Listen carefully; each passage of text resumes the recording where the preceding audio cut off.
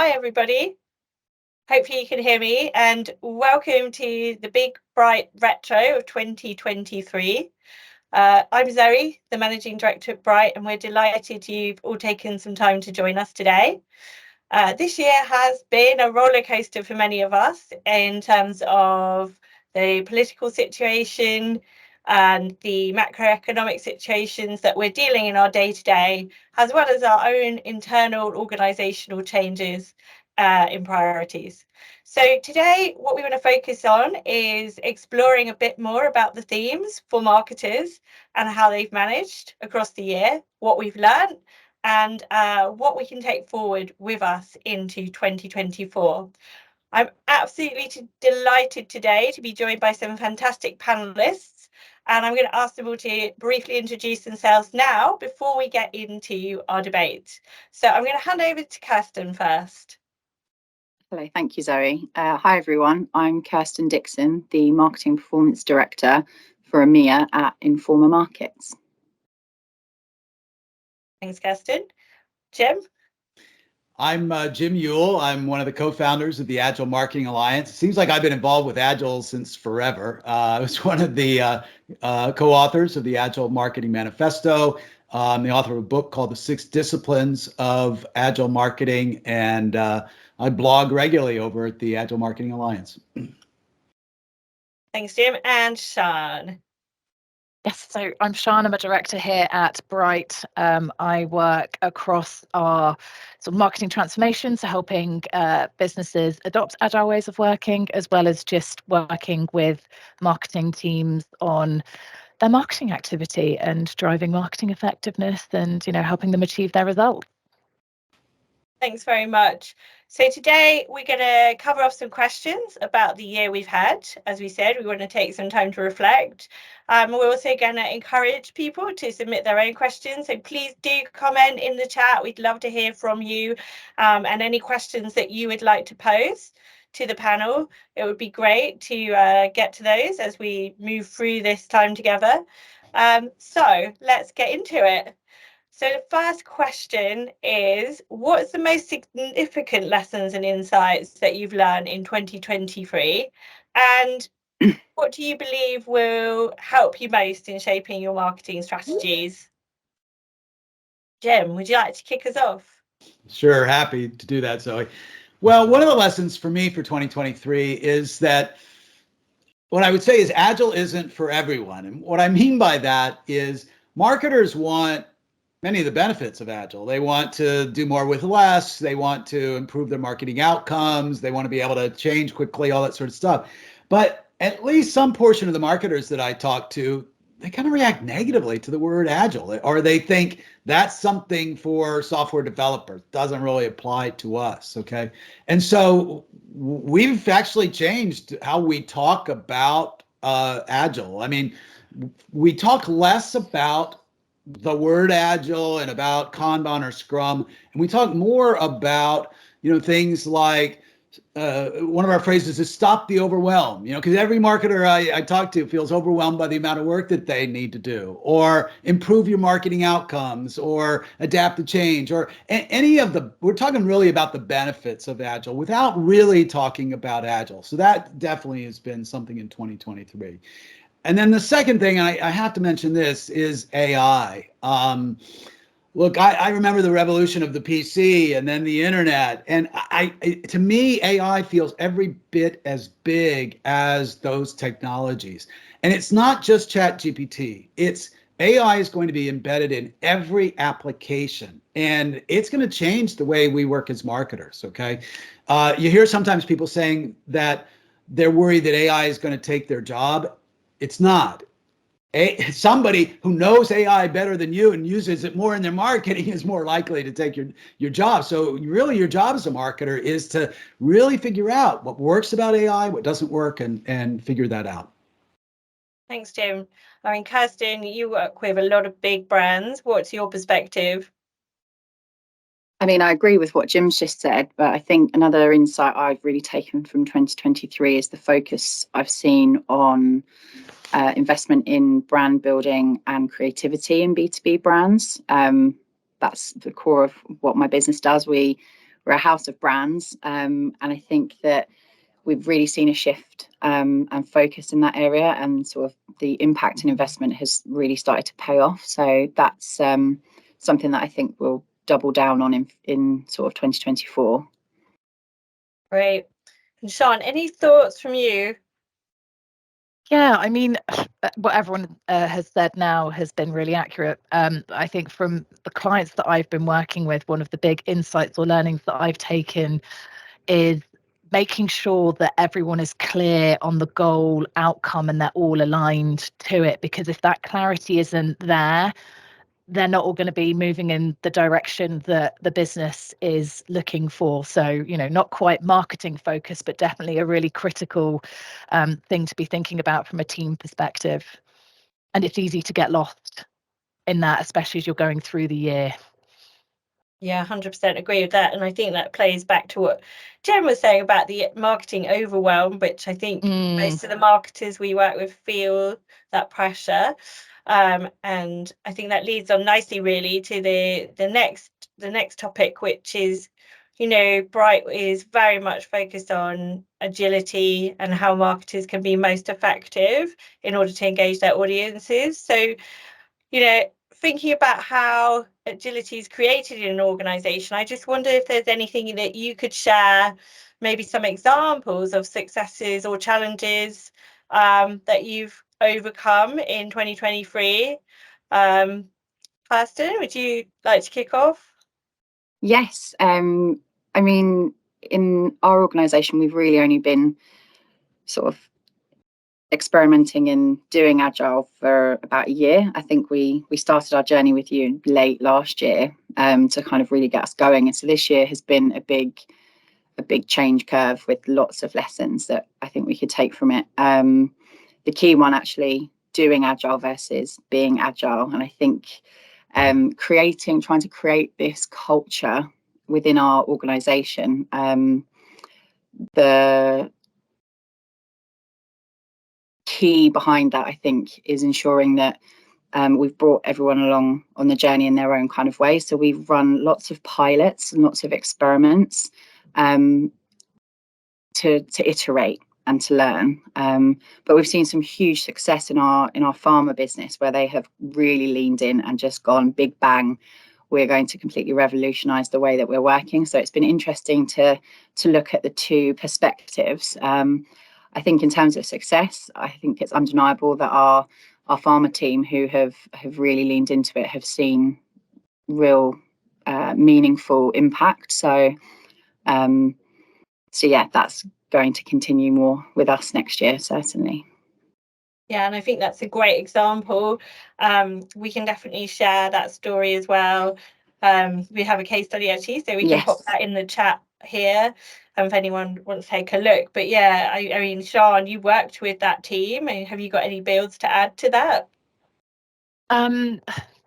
Builds not necessarily, but I definitely think that it's worth reiterating the doing versus being agile. And I've seen teams that do agile, and the cadence and the ceremonies, and they're all helpful, and they definitely provide value. But it's the mindset, it's the curiosity, it's kind of being open to testing and for things to work really well and for things to not work well, which is where people are really seeing the shift and the change coming through. So yeah, I think it's just to reiterate what Kirsten was saying about being agile is probably more important in some ways than doing the ceremonies and everything else, because they only get you so far. Definitely, and not trying to do it all perfectly, I think.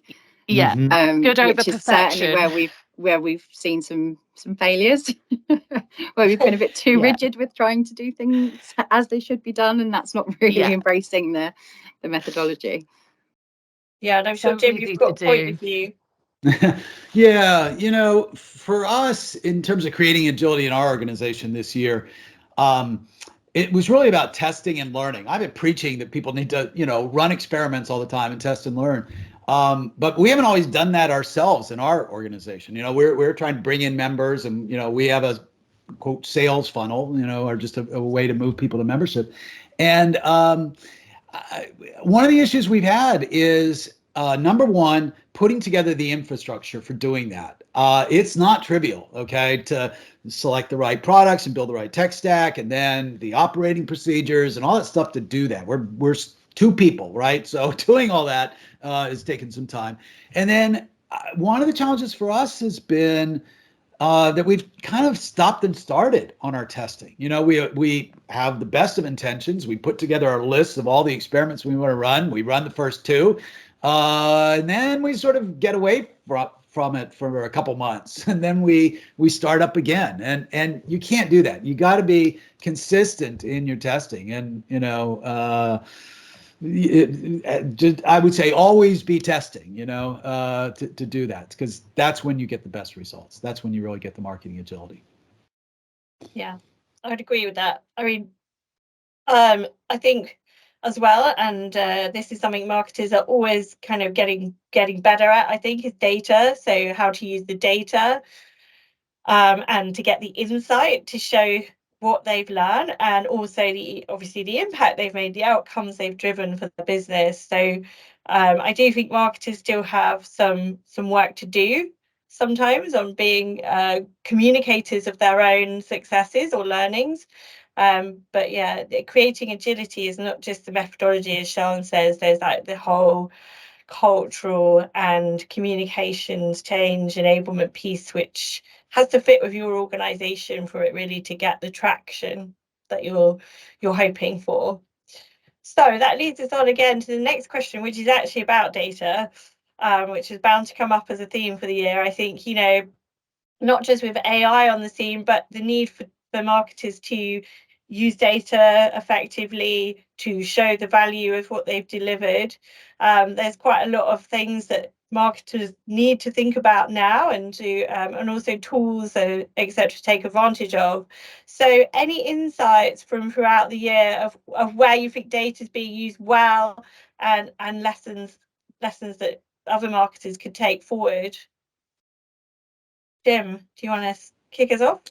Yeah, so one of the things is, I think, basic statistical literacy, you know, being able to calculate confidence levels and that sort of stuff. I'd like to see more marketers doing that. Data literacy in terms of like the importance of cleaning up data. You know, you sometimes think that getting the data out there is the responsibility of the IT department or whatever it is. And it is, but making sure that the data is consistent and clean.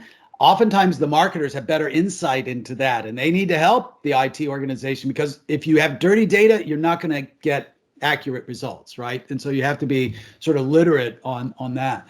The other thing that I learned in 2023 was the impact that AI is going to have on analyzing data, right? And, you know, things like, we did an experiment where we scraped some data from our site about what people wanted when they joined the Agile Marketing Alliance. And what it allowed us to do is to start talking to customers based on their language that we scraped from the site, right? And there are new AI tools to scrape that data and analyze it and bring it together that, you know, in about 45 minutes, I had something that really changed the way we messaged some of the things that we were doing. So that's something I would encourage people to look into as well. That's a great example. Kirsten, your business is built on data. So what do you have for us on this topic? I mean, yeah, we really are. In terms of sort of B2B market data, we are very, very rich insights into the audiences that we have. So for marketers, I mean, that's brilliant, but it's the bread and butter of what we do. It's at the heart of everything to be data driven as a marketer. In order to kind of use data more effectively as well, we've invested heavily in our technology and capabilities in order to be able to sort of utilize and you know, extract the value from our first party data. So we have a business called Iris, which is specifically built around that. So we've really started to see the impact of that this year. Starting to move to using new tools and technologies has really given marketers capabilities that they simply didn't have before to understand our customers and our audiences better and have a more joined up view. As to Jim's point, all of these different technologies and tools speaking to each other is essential. So, having that quality, I think, and trust in the data for a marketer to be effective is critical. Yeah, I think that's a good point. Sian, so I guess a sort of a subtopic for you is around, as you mentioned, getting that alignment. How do you see data playing a role in that? Oh, the really good question. I mean, I think it can play a really, really great role in terms of, I think the one thing that as humans we have to tackle with when it comes to data is confirmation bias. And, we can interpret data in a way that's going to support or, prove or disprove whatever it is that we're trying to say. And so, I think the value in data is that it can bring that alignment, but you have to think about how you use the data and maybe who's doing that data analysis to provide that level of unbiased, what's the word I'm looking for, on the tip of my tongue, but you kind of know what I'm saying, to sort of like provide that sort of separate view, so that it's just plain, it's there for people to see. So yeah, I think it can play a huge role, but I think in order to be able to do that, as I say, it's kind of thinking about who is analysing that, and then also what are they analysing, what are the metrics that you are putting in place, thinking about your don't rely too much on vanity metrics, and any metric can be a vanity metric in the right context. So, you always kind of have to check what it is you're measuring and why, and how it ties back into the outcomes or goals that you're looking for here. Yeah, I think it's right, and that impartial point of view is, impartial. important. That was the word. Yeah. And I was thinking independent, but yes, both.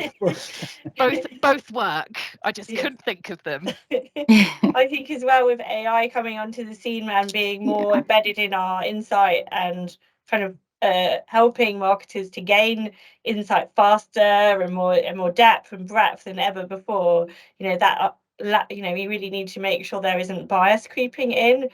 And that's a big consideration, I think, for next year around the use of AI and data in particular. As you say, double check your metrics are solid and that you're measuring things that are going to give you genuine insights, and that there's no bias built into what you're measuring or the data, the way that you're handling the data as well. So I think that marketers next year, the underlying data is very important to the effective use of AI. So it's going to be key. Speaking of that, AI, it can be wrong, right? And it comes up with wrong answers all the time. I always think of AI as a people pleaser. It's always trying to please you, and if it doesn't know the answer, it'll make it up, and tell you what you want to hear. So that is something that we need to be careful of as we use AI. Yeah, absolutely. And again, I think not just wrong, but also biased, because the way that it's necessarily been built, or the way that it's learned, doesn't always lend itself to being impartial. Well, it learned from humans, and we are biased, so Exactly.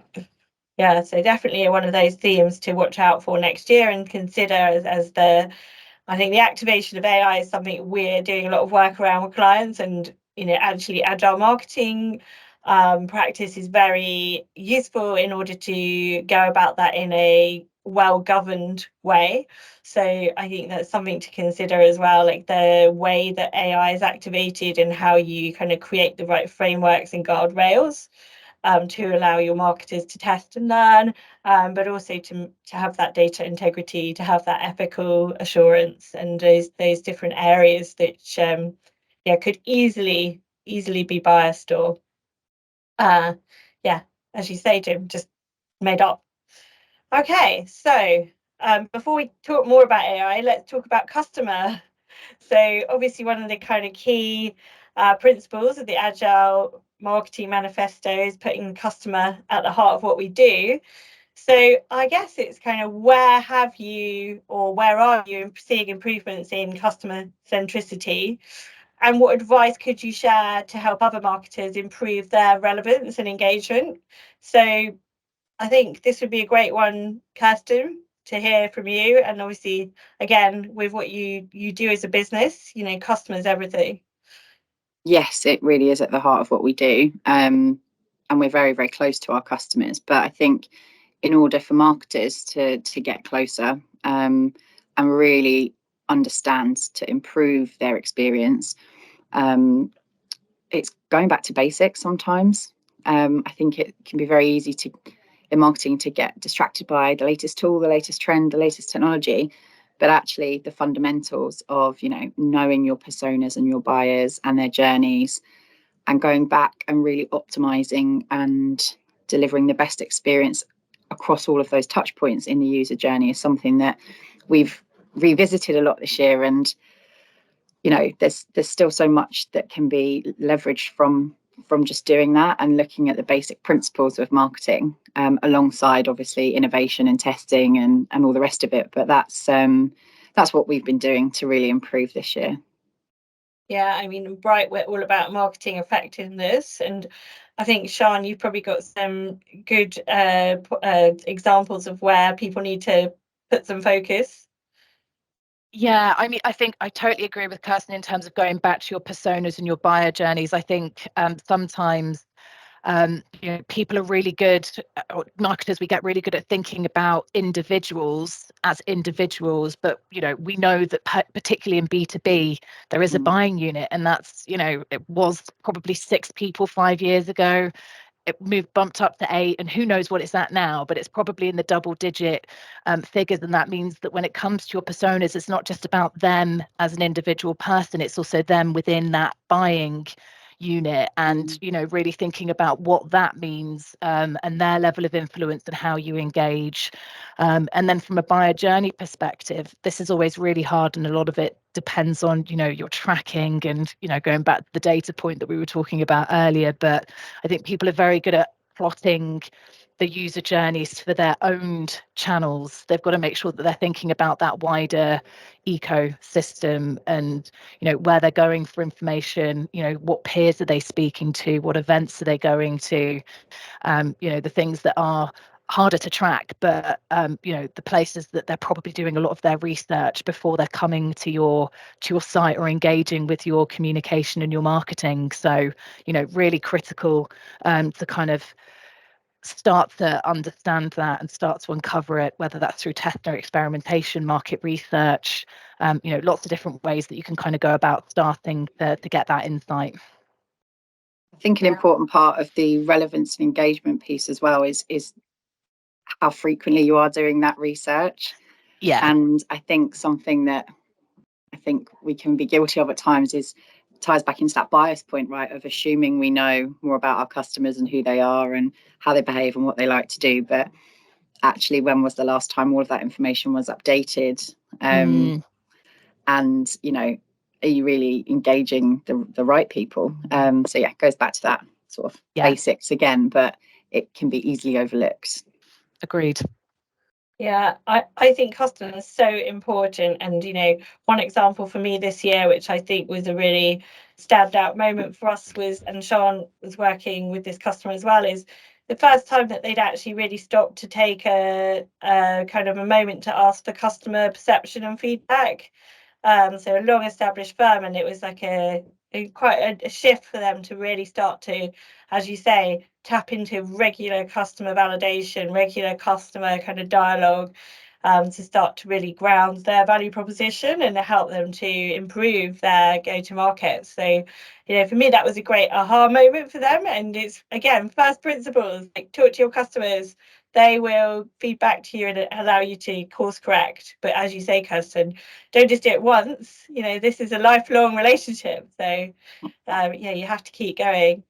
Jim, how about for you? What have you guys done or in this area? Well, I think one of the things that we've done, and I think marketers would benefit from doing, is moving what I would call upstream in the product development process. Okay, so one of the things we did this year, we're developing a product right now, which will ship early next year, and we formed this panel of it ended up, we invited a few more, but it ended up being about 5 key customers that really helped us develop the product, right? I mean, we first it was just PowerPoint, the stuff, that we were showing them and what we were trying to do. And then we moved into, sort of developing the product a bit and showing it to them.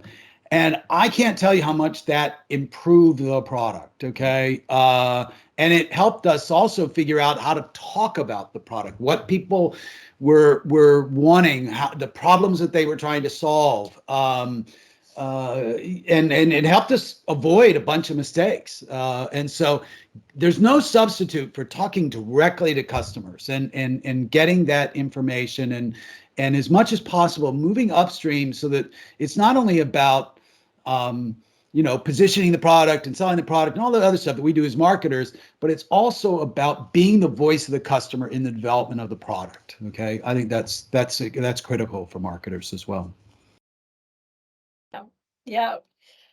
And I think as well for us at Bright, we're very passionate advocates around moving people into that kind of flywheel model. So not just thinking about that acquisition, but really building that lifelong or customer lifelong relationship and kind of focusing on how to take your customers through that journey and, develop that loyalty and advocacy and all of the great benefits that offers, but also, for you as an organization, as Kirsten alluded to, it really helps with your brand, it really helps your reputation, it will build your foundations even more strongly, it will help amplify what you're trying to do in other areas of your marketing as well. So I guess that leads on neatly to brand building and how much success have B2B marketers had with balancing their brand building with their demand generation. I was fortunate enough earlier this year to be a juror at Cannes, looking at the B2B creative category, and we didn't actually award a lion for brand building in B2B because we didn't get strong enough submissions, which I found really interesting because I think there's some amazing B2B brands out there. So perhaps, consider entering that if you're one of them. But ultimately, I think B2B has been very truncated in the last few years, certainly since the pandemic. It's been so much focus on leads and funnels and, short-term performance that it's often hard to get that blend of long brand building investment and those shorter campaign cycles. So, Kirsten, I'd love to hear your point of view because you mentioned it in our first question. So I'd love to hear what what your thoughts are. In our business, I've definitely seen more of an emphasis on investing in brand building activities. And I think I completely echo what you said around that, striking the balance between, demand gen and acquisition and those kind of short-term metrics that we need to achieve and goals we need to hit versus really investing. And for us, I work in B2B events, reputation is everything, so continuing to invest in that for the long term is critical. And we've seen some great successes over, I'd say, the past 5 years. I think our journey has really begun with some of our brands in healthcare, in pharma, in food, and in other markets, but across the board, I think we've really started to raise the bar, and I will be pleased to see that continuing across B2B actually, because I think there's been that perception that it's not as important, B2B versus consumer, but I think that I'm starting to really see that shift. And yeah, definitely we'll be submitting some of our Informa brands for Cannes Lion next year then if there's no current winner. Yeah, I mean, I do think one of the challenges that comes up for B2B for CMOs that we work with is that CFO wants to see the ROI and brand is a long play and it's much harder to quantify unless you can really dig in and get your customer lifetime value metrics, working in harmony with some of your brand investments.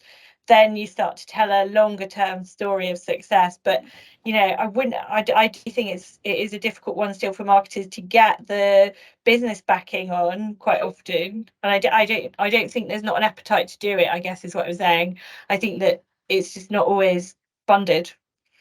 Completely, and I think that was really the case for us maybe 5 years ago. And kudos to our CMO who got the first big brand investment underway. And I think that was really then a story that we were able to use as a case elsewhere in the business. And we've really seen that shift internally and are seeing the outcomes and the results now. But as you said, it's not overnight and it's harder, much harder. So again, start small, build up, and get that buy-in is the critical piece, because it's scary. Particularly for finance people who see a big chunk of money going off and then not really seeing any returns directly straight away. It's understandable. But... Yeah, and the attribution piece is hard. Sian, any thoughts on that? I don't think I have too much to add on top of what's already been discussed, but I think one thing when we talk about like brand as well is kind of making sure that we're thinking about how we're integrating brand into, our activity around, demand and everything else. It should be something that is sitting at every touch point of your customer journey, not an afterthought or not something that just sits at the top of the funnel. It kind of has a role and a part to play, across the whole marketing mix, customer life cycle. Yeah. Well, I have one thing to add on that, and that is that we shouldn't see the measurement of brand and demand generation as totally separate in terms of ROI, right? I mean, if you do no brand awareness, okay, your demand generation, there's been some research on this, right? Your demand generation will just not be as effective. And brand, spending money on brand can actually improve your demand generation. And so some of the ROI for brand actually gets recognized by demand generation. And CFOs need to understand that they're interlinked, okay? That it isn't simply, okay, you should do 100% demand generation and no brand building, okay? That isn't going to get you as good of results as if you figure out how to balance them. Yeah. I mean, the symbiotic nature is so important. I do think as well, like as you alluded to, is educating those budget holders, the finance team, the business, to help them understand that and understand the upside they can gain from the investment. So, experimentation is one of the topics that has come up quite a few times across the year. For us at Bright, it's something obviously that we're very passionate about. It's very much part of our approach in order to kind of take that test and learn and continual improvement forward. So have you discovered any surprises, Jem?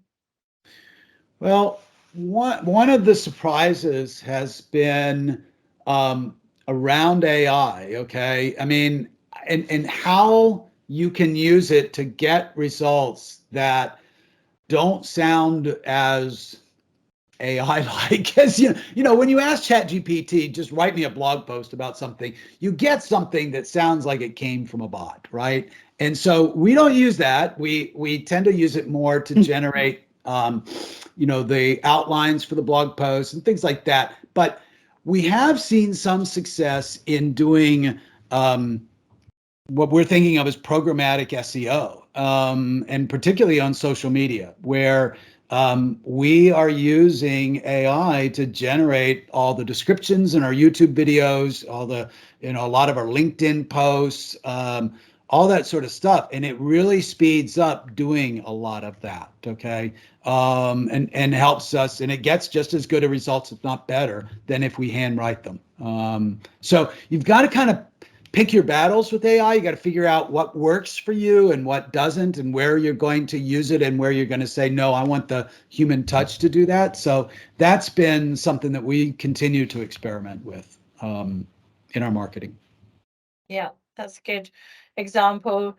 For us, I mean, one of the most experimental pilot campaigns we ran was with a media firm with several different titles where they're looking to actually test whether paid media would increase subscription. And they hadn't actually done any paid media. It's always been organic, always tried to develop their audiences. So it was like the combination, obviously, of what they're already doing and adding that paid element. So we did a lot of testing, but it goes back to Sian's point. We spent quite a lot of time thinking about the persona of the buying unit, and there were individuals involved in some of the use cases there because they were looking for subscribers, but ultimately the ability to test, and we tested a lot of creatives on paid media, which was really fun as well as creative, testing out some new, not just messages but images, like real multivariant testing.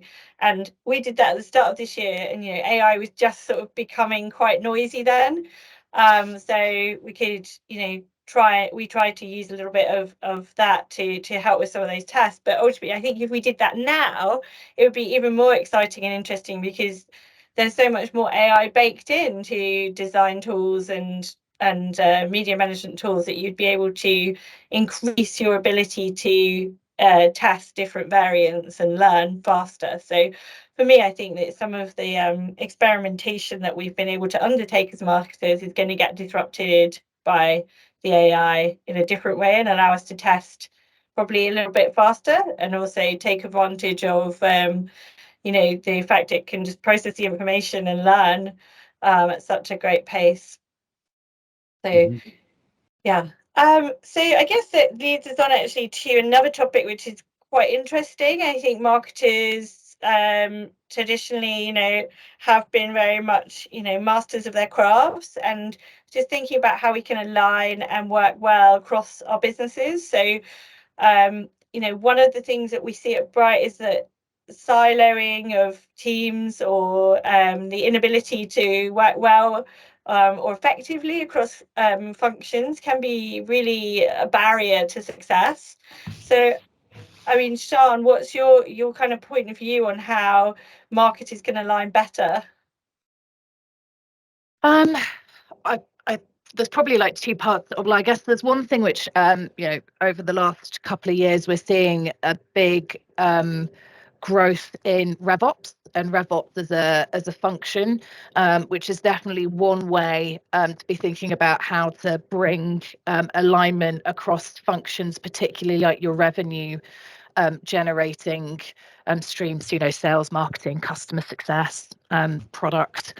RevOps can kind of have linkages across those different functions, and provides a way to certainly bring that alignment and brings an impartial view to that side of things. I think it's also, if you don't want to go down the route of creating a whole new function team, then it's probably just going back to some of the basics in terms of how you're working together. Where can you have better linkages? Where can you have, where can you collaborate more closely? Are there meetings where marketing and sales should be in the same room, or, same virtual room to be discussing things? So, I think people are at different stages of maturity, and I see some businesses that are definitely, going down the RevOps route and seeing positives from it. And for others, it really is just going back to what are the ways that we can be working better together, and starting there before adding more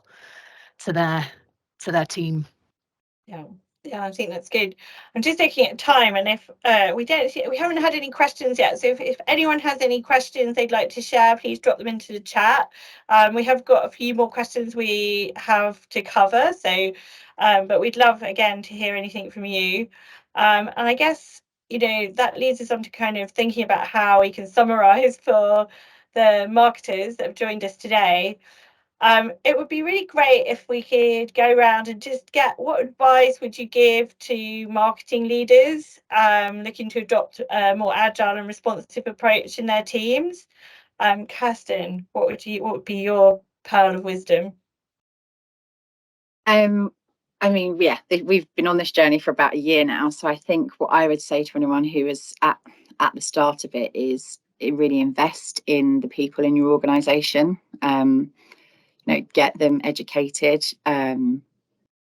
We've had brilliant support from you all at Bright on our journey with managing that change. Like, get external support. Change is hard, and I think particularly around the pieces is less about, as I said earlier, doing agile, but being agile. So that mindset and just jumping straight in and really sort of getting stuck in has been, I think, the key to sort of our success in adopting more agile and responsive ways of working this year. So yeah. I love that. Jump in. Jim, how about you? What's your advice?